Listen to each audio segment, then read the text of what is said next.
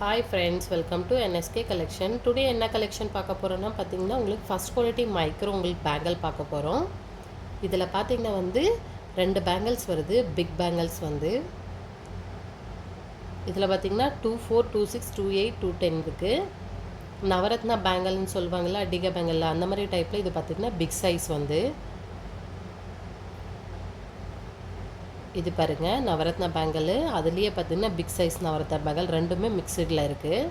இதோட ப்ரைஸ் பார்த்திங்கன்னா எல்லாமே வந்து கீழே வந்து கேல்குலேஷனில் ஓடிட்டுருக்கும் பாருங்கள்.